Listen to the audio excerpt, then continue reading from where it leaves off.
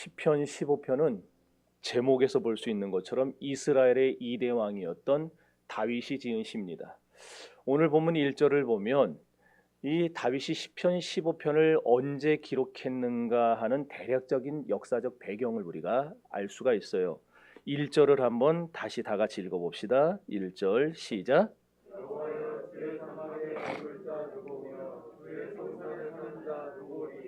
여기 주의 장막 또 주의 성산 그랬죠? 네. 다윗은 즉위한 후에 바알레 유다라는 곳, 우리 성경에 여러분 아마 익숙한 표현은 기랏 여아림이라고 아실 거예요. 기랏 여아림. 그것도 다른 말로 바알레 유다라고 부르는데 거기서 하나님의 법궤를 예루살렘 성전으로 옮겨오기를 희망했어요. 그래서 당시에 제사장이었던 우사와 아효를 뽑아가지고 법궤를 가지고 와라, 옮겨와라. 이제 이 우사와 아효가 그 법궤를 옮겨오는데 이거를 어떻게 옮겨와야 되는지 율법에 규정된 대로 해야 될 텐데 그 법을 무시하고 자기들 생각대로 소가 끄는 수레에다가 법궤를 얹어놓고 그걸 끌고 옵니다. 그런데 사고가 터졌어요. 여러분 아시다시피 나곤의 타작마당에 도착했을 때에 소가 뭐에 놀랐는지 모르겠는데 소들이 막 날뛰었다 그래요. 날뛰었다. 아마 짐승이 나타난 건지 아니면 수레가 뭐 돌을 밟아가지고 이게 삐끗하는 바람에 소들이 중심을 잃고 그러다 보니까 흥분한 건지 모르겠는데 뭐가 됐든 소들이 날뛰니까 어떻게 되겠어요? 수레에 실은 법궤가 덜컹덜컹하다가 떨어질 거 아니에요. 그러니까 우사가 그냥 너무나 급하니까 딱 손으로 붙잡았어요. 이걸 떨어지지 말라고. 어떻게 됩니까? 하나님이 치셔가지고 그 자리에서 즉사합니다. 이 일로 다윗이 크게 겁을 집어먹은 거예요. 이야, 이게 보통 문제가 아니구나. 이거 큰일 났다. 그래서 이 상황에서 만약에 법궤를 그냥 그대로 예루살렘으로 갖고 왔을 때에 혹시나 온 예루살렘 백성들이 하나님의 진노를 받지 않을까, 하나님의 징계를 받지 않을까 두려워해서 어떻게 합니까? 바알레 유다에서부터 운반해 오던 하나님의 법궤를 오베데돔이라는 사람의 집에 보내버려요. 그리고 나서 3개월이 지납니다. 다윗이 그걸 가만히 이제 3개월 동안 지켜봤겠죠. 어떤가 소식을 듣고 사람들에게 동향을 물어보고 하면서 법궤가 어떻게 잘 있나 뭐 물어봤을 거 아니에요. 근데 3개월이 지나는 동안에 무슨 일이 일어나는가 하면은 하나님께서 오베데돔의 집에 어마어마한 복을 주셨다는 소식이 막 들려오기 시작하는 거예요. 근데 그 얘기를 들으니까 이건 기가 막혀 너무나 큰 복을 받아서 이야 부러워 죽겠는 거예요. 그래서 다윗이 다시 한번 법궤를 옮겨올 마음을 먹는데 이 내용이 사무엘하 6장에 기록되어 나옵니다. 그래서 여러분 오늘 시편 15편은 다윗이 이런 사무엘하 6장의 사건을 배경으로 해서 쓴 시입니다. 이 시를 통해 다윗은 뭘 보여주고자 했느냐? 하나님의 백성들이 오늘날 우리 성도들이 하나님의 전을 드나들 때에 어떤 마음가짐으로 성전을 드나들어야 하는가 그걸 지금 말을 해주고 있어요. 다시 말해서 하나님이 인정하시는 삶, 하나님이 축복하시는 삶은 어떤 삶이냐. 오베데돔의 집을 보면서 또한 이 모든 법궤를 운반하는 과정을 통해 그리고 법궤가 예루살렘에 들어오는 상황을 통해 정말 하나님이 복을 주는 사람은 어떤 사람이고 하나님이 복을 주실 때 우리의 신앙생활은 어떠해야 되느냐 그걸 지금 보여주고 있다 그 말이에요. 여러분 특별히 시편 15편은 입당송으로 분류가 됩니다. 입당송이 뭐예요? 우리 예배당 지으면은 입당 예배 드리잖아요. 하나님 우리 예배당 지었어요. 그리고 예배 드리는 거 입당 예배. 그 입당송 그러니까 성전에 들어올 때 부르는 노래라는 얘기예요. 그래서 이 시편 15편은요 백성들이 성전에 올라갈 때 불렀고 또 제사장들이 성소로 들어갈 때 불렀어요. 그런데 특징이 있습니다. 시편 15편은 그냥 성전에 들어올 때 야 참 아름다워라 이러고 불렀다는 게 아니라 1절은 우리 교동문 하던 것처럼 1절은 백성들이 합니다. 그리고 2절부터는 제사장들이 답을 하는 거예요. 그러니까 1절에서 뭘 물어봅니까? 백성들이 제사장들에게 내가 과연 성소에 들어갈 자격이 있습니까? 질문을 하면 제사장들이 이러이런 사람이 성소에 들어갈 수 있다라고 대답하는 게 2절부터 5절까지 내용이라는 거예요. 결론적으로 말하면 오늘 우리가 주님의 장막인 이 하나님의 성소를 드나들 때 성전을 드나들 때 어떻게 해야 하는가? 하나님을 중심으로 섬기고 반드시 하나님을 경외하는 마음으로 예배당에 들어와야 합니다. 그런데 다윗은 여기에 한 가지를 더 추가를 한 거예요. 어떤 사람들은요, 예배를 드릴 때에 하나님께 드리는 게 예배 아니냐 그러면서 인간관계는 무시를 합니다. 무슨 말이냐면은 예배 나와서 하나님 앞에 하면서 아멘 하면 이건 잘하는데 사람들하고는 맨날 부딪히고 싸우고 막 이러는 사람이 있다는 거예요. 그래서 자기 뜻대로 안 되면 반목하고 시기하고 나가서 막 뒤에서 막 씹고 다니고 이러는 사람들이 있어요. 다윗은 이런 잘못된 신앙생활을 바로잡기 위해서 시편 15편을 기록했다는 거예요. 여러분 분명히 알아야 될 것은 하나님 앞에 드려지는 우리의 예배는 분명히 내면적이어야 됩니다. 또 영적이어야 됩니다. 바른 예배가 돼야 돼요. 그러나 그 이면에는 반드시 우리가 내 내면의 바른 신앙이 나의 삶을 통해서도 나의 외적인 모습을 통해서도 드러나는 것, 그것이 참된 예배라 이 말입니다. 그래야 우리가 바른 신앙인이 되는 거예요. 교회에서만 그리스도인은 소용이 없습니다. 한국 교회는 예배당에서만 그리스도인들이 너무 많아요. 너무 많아. 예배당에서만 기독교인이 될 게 아니고 우리는 나가서도 기독교인이 되어야 됩니다. 사람들이 볼 때에 저 사람 교회 다니는구나. 누군가 여러분을 보면서 저는 어디 가서요, 한 10명 중에 8명은 저더러 목사님이세요? 이렇게 물어봅니다. 밥을 먹으러 뭐 하든. 그러면 참 좋아요. 그런데 간혹 가다가 저 기분 좋게 한다고 어떤 젊은 사람들이 아유 사장님 이럴 때 정말 기분 나빠요. 내가 그렇게 세상적으로 생겼나. 여러분 우리가 어디 나가서 혹시 교회 다니세요? 이 소리를 들어야지. 설마 교회 안 다니죠? 이렇게 들으면 되겠어요? 자, 1절을 다시 읽어봅시다. 이제 1절 그런 마음을 가지고 시작.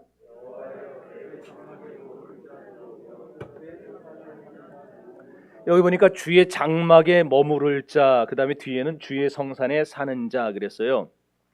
주님의 장막과 주님의 성산은 이스라엘 백성들의 삶이 깃들어 있는 곳입니다. 그런 장소예요. 이스라엘 백성들은 인생의 모든 문제를 가지고 언제나 하나님이 계신 성소에 나왔어요.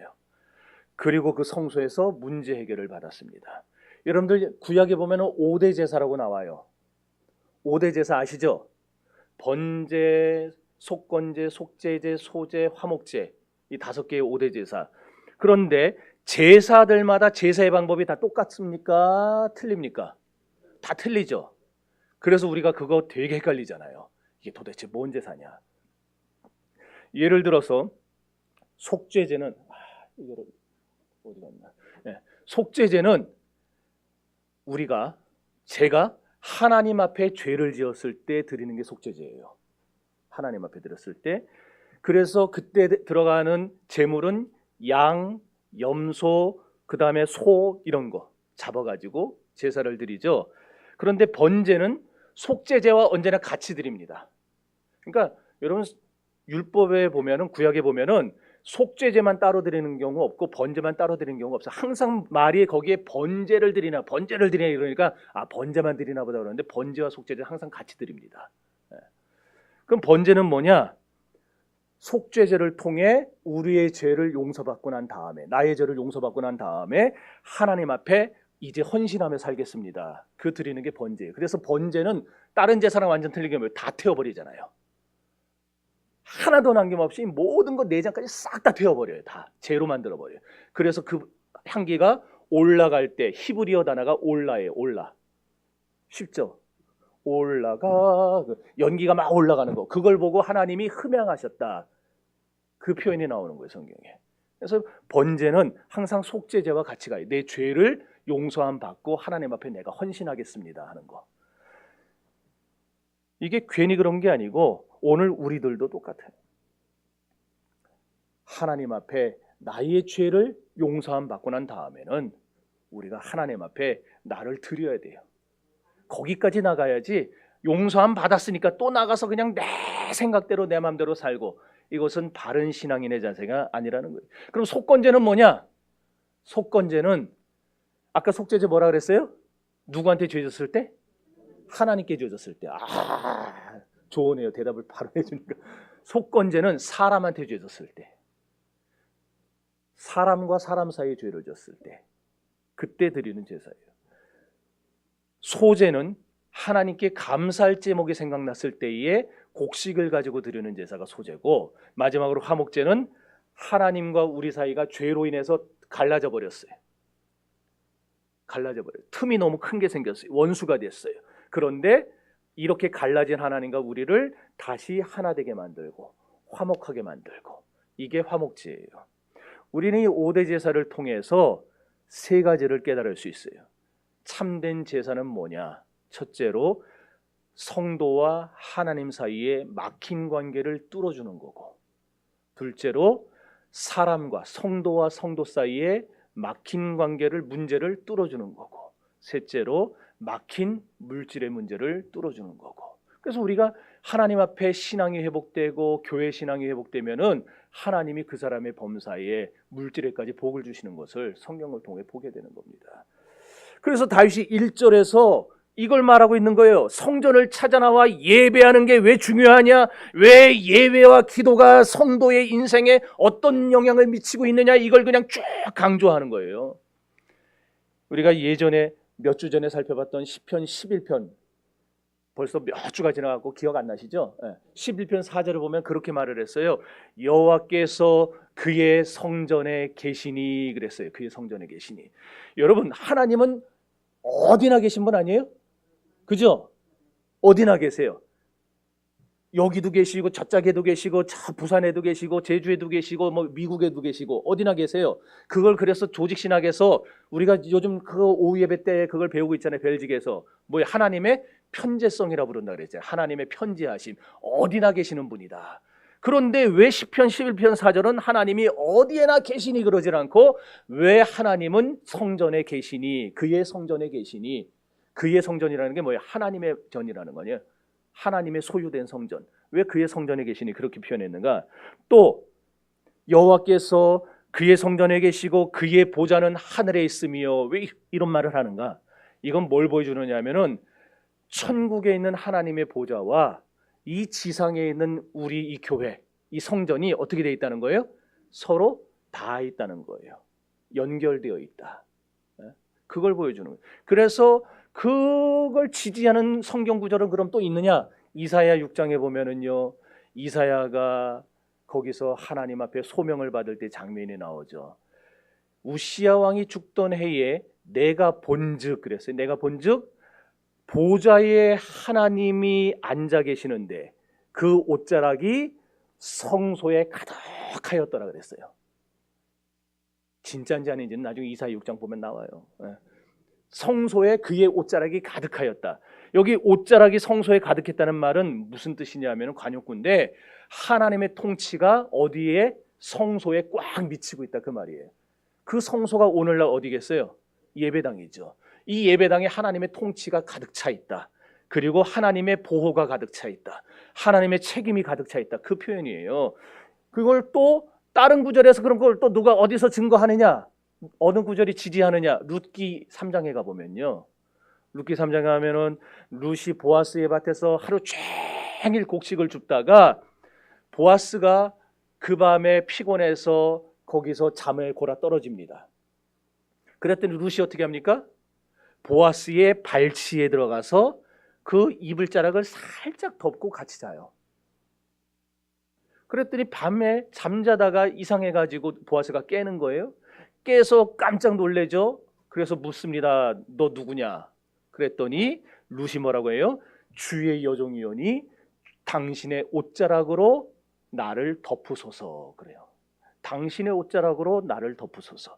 여기 보아스의 옷자락에 내가 덮이기를 원한다, 이 말은 나를 보호해 주세요. 나를 책임져 주세요. 그 말이에요. 그런데 이사야 6장에 보니까 하나님의 옷자락이 성전에 가득했다라는 거예요. 그러므로 이 말씀은 하나님의 보호와 책임이 어디에? 성전에 있다 이거예요. 그러니 이렇게 하나님의 성전에는요, 하나님의 통치가 있고 하나님의 보호가 있고 하나님의 책임이 있어요. 그러니까 여러분, 근심이 생겼을 때에 어디로 달려가야 되겠어요? 그렇죠. 성전으로 달려 나오는 거예요. 그래서 우리가 성전 나오는 거예요. 여러분이 좌절했어요. 낭망했어요. 넘어졌어요. 또 때로는 병에 걸렸어요. 그럴 때 우리가 어디로 달려 나와야 돼요? 성전으로 달려 나가야 되는 거예요. 그래서 성전에 나와서 기도하다 보면은 하나님이 통치해 주시고 하나님이 나를 보호해 주시고 하나님이 나를 책임져 주시는 것을 우리가 경험하게 되는 것입니다. 답답한 일이 생겼을 때 성전에 나오면 하늘의 보좌를 두시고 성전을 통치하시는, 성전을 가득 덮으신 하나님의 통치와 능력으로 인해 우리가 치유받고 돌아가게 되는 줄로 믿습니다. 그래서 우리가 성전에서 간절히 기도드리고 있다 보면은 여러분 아마 그런 체험하신 분들도 있을 거예요. 간절히 하나님 나를 좀 도와주세요. 나 좀 도와주세요. 그러고 있다 보면은 누군가가 나를 다 어루만져 주는 것 같은 그런 체험을 하는 분들도 있을 거예요. 그럴 때 우리가 다시 한번 한량없는 위로를 받고 소망을 갖고 그러고 가는 거 아닙니까? 여러분, 저는 우리 정신교회 이 예배당이 그냥 사람들 왔다 갔다 하는 그런 교회가 아니고 건물이 아니고 진짜 여기에 하나님의 통치가 있고 하나님의 보호가 있고 하나님의 그 책임져 주시는 임재가 강하게 역사하는 교회가 되기를 바랍니다. 예. 또 이 성전에는 뭐가 있느냐? 시편 96편 6절에 보면은요, 존귀와 위엄이 그 앞에 있음이요 능력과 아름다움이 그 성소에 있도다. 그러니까 존귀와 위엄과 능력과 아름다움이 다 성전에 있다, 그렇게 말을 했어요. 보좌에 앉아 계신 하나님이 지상 성소에 임재해서 당신의 통치력으로 성전을 딱 덮고 계시는데, 그러다 보니까 이 성전에 하나님의 임재가 있으니까 뭐까지 들어오느냐? 존귀도 들어오고 위엄도 들어오고 능력도 들어오고 아름다움도 들어오고. 여러분 또 이사야 6장으로 다시 가보면은 하나님의 천사와 천군 천사들이 막 하나님의 성호를 찬양할 때에 거룩하다 거룩하다 거룩하다 찬송할 때에 문지방의 터가 요동하며 움직이면서 연기가 자욱했다 그랬어요. 이거는 뭘 보여주느냐? 하나님의 성전에는 뭐가 있다? 능력이 있다는 거예요. 운동력이 있다는 걸 보여줍니다. 그래서 운동력이 이 성전에 찾아나와 예배하고 기도하는 성도들 가운데 능력으로 역사하니까 낙심한 이가 위로를 받게 되는 거예요. 하나님의 운동력이 여기서 병든이가 나와 기도하니까 하나님의 운동력이 그 병든이를 덮어주니까 병든이가 고침을 받는 것이고, 방황하는 이를 덮어주니까 방황하는 이가 다시 일어나서 돌아오게 되는 것이고, 세상에서 실패한 이가 하나님의 능력을 힘입어서 다시 용기를 얻게 되는 거예요. 그러니 여러분, 성전이 얼마나 중요하다는 사실을 여러분들이 아셔야 된다 이거예요. 여러분, 예배 시간은 누가 임재하는 시간입니까? 하나님이, 특별히 성령 하나님이. 성부 하나님은 하늘에 계시고 하나님이 성령 하나님을 보내셔서 우리와 함께 하시는 거예요. 우리와 함께 하셔. 하늘의 천사들이 내려와서 화답하는 시간이에요. 우리가 기도할 때 천사들이 뭐 해요? 우리의 기도를 요한계시록에 보니까 대접에다 담아가지고 하나님 보좌 앞으로 가지고 올라가서, 하나님 이게 이 집사가 하나님 앞에 드리는 기도입니다. 이게 김권사가 하나님 앞에 드리는 기도입니다. 올려드린다 그랬잖아요. 이런 일들이 우리가 성전에서 임재하신 하나님 앞에 예배할 때 나타나는 일들이라는 거예요. 그러니까 이렇게 하나님이 성전에 계시면서 우리를 통치해 주시고 책임져 주시고 보호해 주시니까 성전 생활을 하면 할수록 우리가 어떻게 되느냐? 점차 하면 할수록 우리가 존귀한 사람이 되는 거예요. 존귀한 사람. 예전에는 형편없었는데 예수 믿고 몇 년 지나고 5년 지나고 10년 지나면서 말의 권위가 생기고 존귀한 자가 되는 거예요. 그러니까 여러분들 낮에도 성전에 나오고 또 저녁에도 나오고 새벽에도 나오고 다 시간만 생기면 집에 들어가지 나와서 여기서 기도하고 들어가시고 하셔야 돼요. 그러면은 우리가 점차 그렇게 생활하다 보면은 우리가 존귀해져요. 은혜로워지고 은혜가 충만한 사람으로 변화되는 줄 믿습니다. 여러분이 은혜 받고 존귀해지길 원한다면, 능력 없고 아름다운 삶을 살기를 원한다면 하나님의 임재가 있는, 하나님의 통치가 있는 이 성전에 자꾸만 나와야 되는 거예요. 여러분들 이스라엘이 그 애굽에서 나와가지고 광야를 행진할 때에 법궤 주변으로 사면에 대하여, 성막이죠, 성막을 주변으로 동서남북에 3개 지파씩 12개 지파가 진을 치고 갔던 거 기억나시죠? 그런데 보면은요, 거기 그렇게 말했어요. 동편에 있는 지파가 서편으로 나가지 아니하고 남편에 있는 지파가 북편으로 나가지 아니하고. 그러니까 쉽게 말해서 유다 지파가 에브라임 지파 자리로 가지 않고 이사갈 지파가 단 지파 자리로 가지 않고 자기에게 정해진 그 자리에 항상 있었다는 거예요. 언제까지? 40년 동안. 광야를 생활한 40년 내내 자기의 자리를 지켰다라는 거예요. 자기 자리를 지켰다. 이게 오늘날 뭘 보여주느냐? 목사는 목사의 자리를 지키고 있어야 된다는 얘기입니다. 장로는 장로의 자리를 지키고 있어야 되고, 권사는 권사의 자리를 지키고 있어야 되고, 집사는 집사의 자리를 지키고 있어야 돼요. 우리에게 주어진 자기 자리를 지키면서 기도하는 성도, 이것이 오늘 우리에게 하나님이 광야 생활하는 우리에게 요구하시는 그 신앙의 방법이에요. 그런데 오늘 1절에 다시 돌아가서 주의 장막과 주의 성산이 있는 곳은 예루살렘을 말하는데, 이 구절을 신약적으로 해석하면 주의 장막과 주의 성산이 어디를 말하는가? 당신의 성전 되신 몸을 십자가에 못 박아가지고 우리의 구원을 단번에 완성하신 이 예수 그리스도를 믿음으로 말미암아 들어가게 되는 어디요? 천국을 말하는 거예요. 천국을. 그러니까 다윗 시대 때는 성도들이 지금 제사장들에게 누가 주의 장막에 들어갈고 누가 성산인 예루살렘에 거할고 이렇게 말을 했다면, 이걸 신약 시대에 사는 우리들은 어떻게 바꿔 부를 수 있는가? 새 예루살렘 천국에 들어갈 자가 과연 누구인고, 이렇게 바꿀 수 있다는 거예요. 여러분, 그래서 시편 15편은 신학자들이 참 어려운 말을 써놨어요. 종말론적 미래에 대한 실체를 내다보며 지은 시. 참 학자들은 밥 먹고 일부러 말을 어렵게 만드는 걸 훈련을 받나 봐요. 예. 여러분, 우리가 나중에 이 성전 생활을 통해서 우리는 매일매일 지금 뭘 훈련하고 기억해야 되느냐?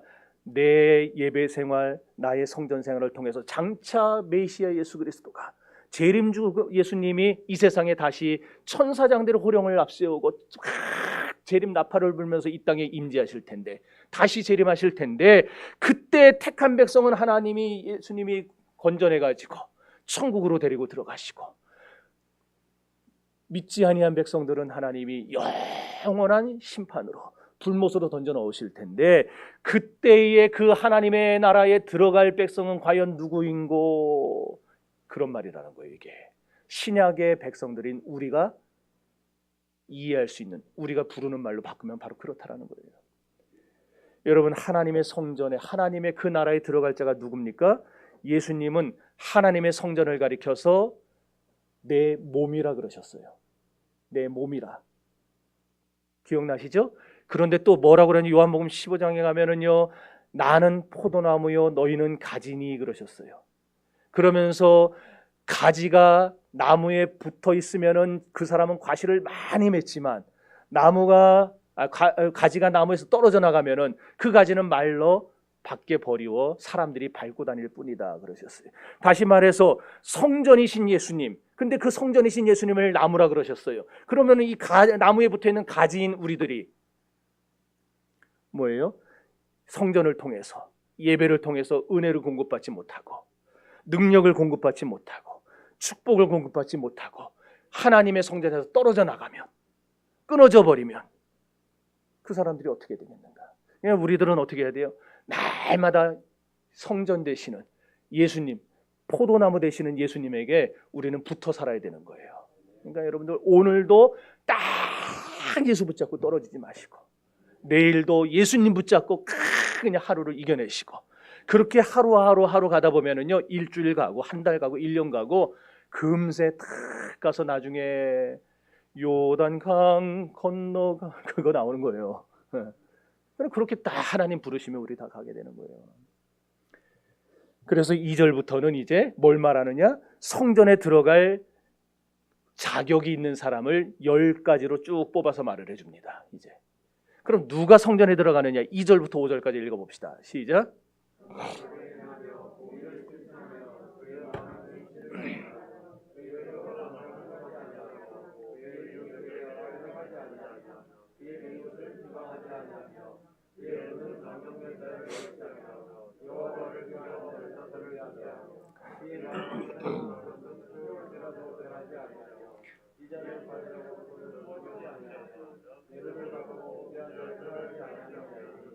이런 일을 행하는 자는 영원히 흔들리지 아니하리로다. 아멘.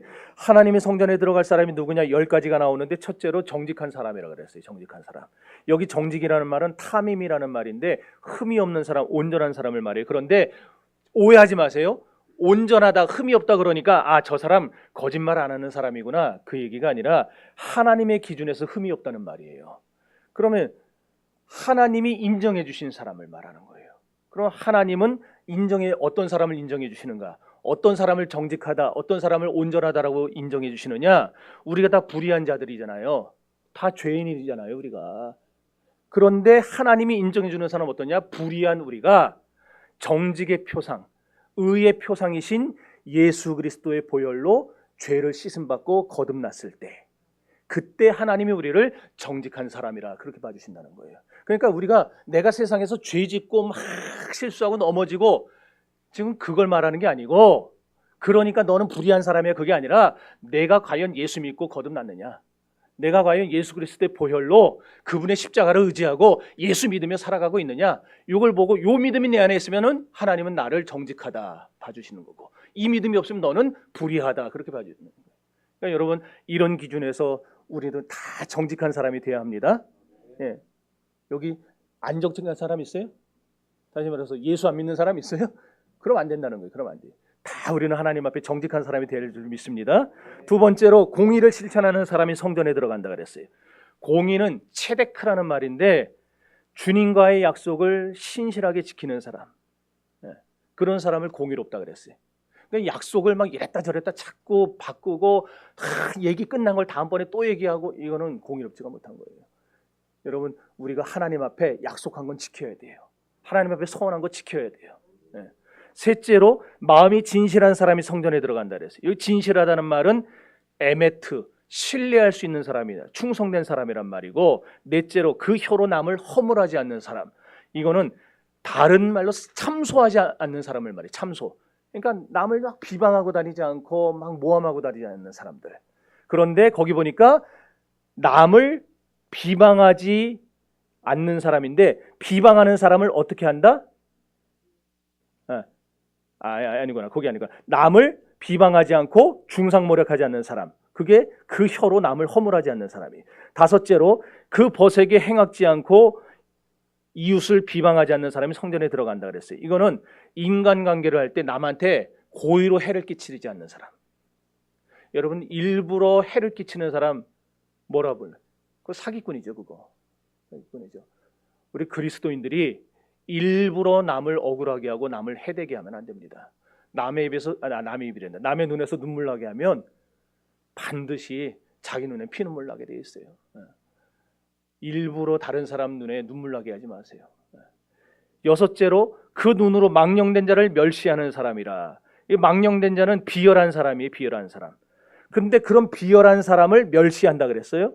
멸시한다는 말 바자라는 말인데, 이 말은 아예 상종하지 말라는 말이에요. 그러니까 여러분들, 다른 사람들을 막 비열하게 대하는 사람들, 속에 몇 가지 생각을 가지고 아주 비열하게 요걸로 묻고 뜨고 요거 피해나가면 저걸로 묻고 하려는 그런 비열한 생각들, 이런 비열한 생각을 가진 사람들하고는 상종하지 말라고요. 상종하지 말라. 그래서 이단들하고는 상종하지 말아야 돼요. 이단들하고는. 일곱째로 여호와를 두려워하는 자를 존대하는 사람이 성전에 들어간다 그랬어요. 이 존대한다는 말 카바드인데, 경건한 사람을 존중한다는 말이에요. 경건한 사람 존중한다. 그러니까 여러분, 은혜 받은 사람하고 가까이 지내라는 말이에요. 우리 교회도 은혜 받은 사람하고 자꾸 가까이 지내야지, 은혜 안 받은 사람하고 자꾸 가까이 지내면요, 자꾸 세상적인 냄새 풍기게 되는 거예요. 은혜 받은 우리 권사님들, 우리 은혜 받은 집사님들하고 자꾸 친해지시기 바랍니다. 그리고 저하고도 친해지시고.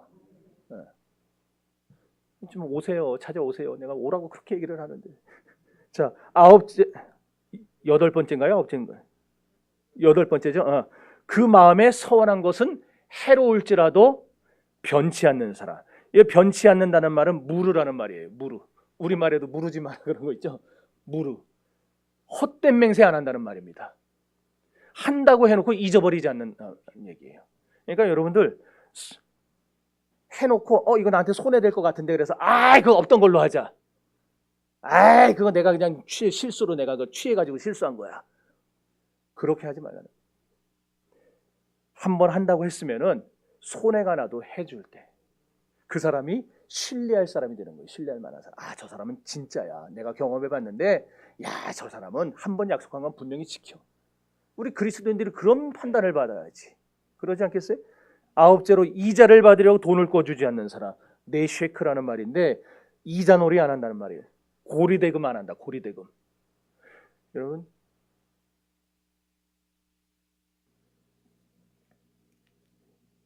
기록에 하면요. 이 고고학적 기록에 의하면 바벨론 나라가 이자를 33.3%까지 받았어요. 요즘 대부업체들 받는 것 같이 33.3%를 받았어요. 아수르는 50%의 이자를 받았어요. 그러니까 100만 원 빌리면은 이자가 50만 원이에요. 그렇게 받았어요. 그런데 요즘 불법 대부업체들, 사채업자들 얼마나 많습니까? 작년 9월 27일 SBS 8시 뉴스에 나온 기사예요. 뉴스인데 사회초년생 대학 졸업하고 이제 갓 회사에 들어간 청년이 돈이 없으니까 신용이 없잖아요. 신용 없으니까 은행에서 돈을 안 빌려줘요. 그 직장도 한 달이 지나야 대출을 해주는 거예요. 직장에 들어가면은. 몰랐죠? 직장 들어갔다 바로 해주는 거 아니에요. 한 달 지나서 월급 받는 거 보고 그 월급 기준으로 해서 대출을 해줍니다. 근데 얘가 한 달이 안 돼가고 돈을 써야 되는데 돈이 없으니까 대부업체에다가 100만 원을 빌렸어요. 그래서 뭐 100만 원 다음 달에 나오면 내 월급이 300이니까 100만 원 갚으면 되지 했어요. 그런데 연 4,670%. 100만 원 빌려서 4,670만 원을 냈어요. 이자를. 그래서 걔가 다니던 회사에서도 쫓겨나고 신용불량자가 됐어요. 다윗 시대에 이렇게 이자놀이 하던 사람들이 있었다는 거예요. 고리대금 하던 사람들이. 여러분 그리스도인들이 고리대금 하는 거 하나님이 극도로 미워하십니다. 여기 없죠? 없어야 됩니다. 교인들 간에 빌려주세요. 그냥 빌려주세요. 빌려주세요. 그냥 못 빌려주겠거든 법정 이자만 받으세요. 고리대금하면 안 돼요. 교인들끼리. 그리고 10번째로 뇌물을 받고 무지한 자를 해치지 않는 사람. 이거는 결백한 사람에게 죄를 뒤집어 씌우지 않는다는 거예요. 드라마 보면 얼마나 그런 사람 많습니까? 결백한 사람 하나를 그냥 두세 사람이 짜가지고 바보 만드는 거 얼마나 많아요. 그런 짓들을 기독교인들은 해서는 안 된다는 거예요. 이렇게 10가지를 쭉 얘기를 했는데 이 10가지 모습들이 왜 다윗이 10가지를 얘기했느냐? 이 10가지가 다윗 시대의 그 사회에 너무나 많이 드러나고 있었기 때문이에요. 이런 모습들이. 그래서 다윗이 지금 아주 강력하게 지적을 하고 있는 거예요. 누가 성전에 들어갈 자격이 있느냐? 누가 하나님 나라에 들어갈 자격이 있느냐? 이러이러한 사람들이다라고 얘기를 해주고 있는 거예요. 그런데 여기 보니까요, 우리가 착각할 수 있는 거 하나가 하라 하지 말라 이런 식으로 되어 있으니까 마치 내가 하고 내가 하지 않을 수 있구나 착각할 수 있는 아니에요. 여러분 살아오면서 느끼셨겠지만 이 10가지는요 우리의 의지와 우리의 힘으로 할 수 있는 거 아니에요. 순간순간 우리는 무너져요. 순간순간 우리는 자꾸 자빠져요. 따라서 2절에서 5절 말씀은 우리 힘으로 행할 수 있는 윤리와 도덕을 말하는 게 아니에요. 뭘 말하느냐?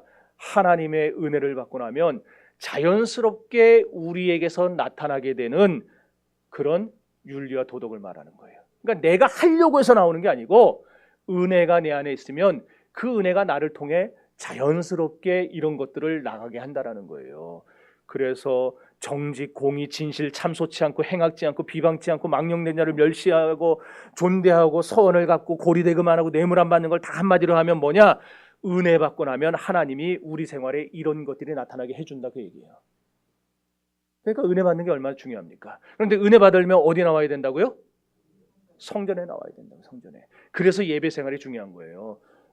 온라인으로 실시간 예배 드리는 거 그게 아니고 예배당에 나와서 임재하시는 하나님을 경험하고 그분이 주시는 은혜를 체험하고 여기서 변화받아서 그리고 돌아가야 우리가 한 주간 동안 이런 일을 만날 때에 이건 안 되지. 주님이 내 안에서 황 목사야 너 그러면 안 된다. 그러면 안 된다. 이러면서 나를 붙잡아 주시고 지켜주시는 거예요. 그래서 2절에 보면은요 공의를 일삼으며 그랬죠. 공의를 일삼으며 아까 이 공의가 뭐라 그래서 체데크라 그랬는데 이 체데크란 단어를 보면 이 말이 정확히 입증이 돼요. 뭐냐?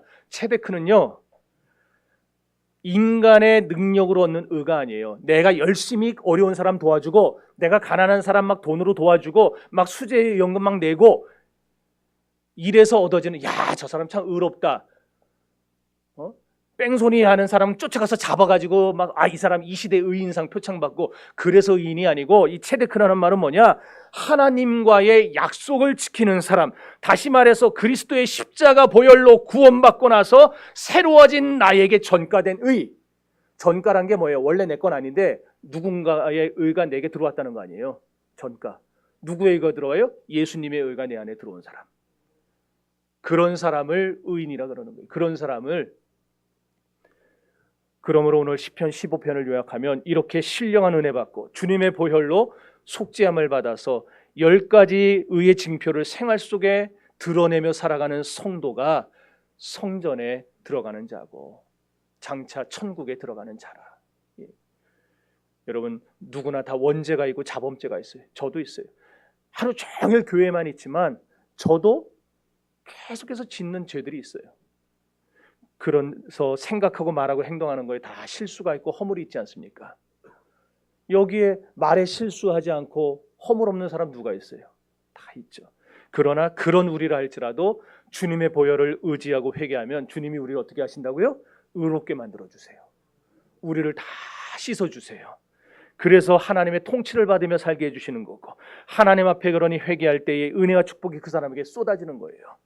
그러니 여러분 이렇게 주님의 보혈로 거듭나서 성전에 드나들면서 주님을 만나는 사람에게 그럼 생기는 변화가 뭐냐? 결과가 뭐냐? 5절을 다시 읽어봅시다. 5절 시작.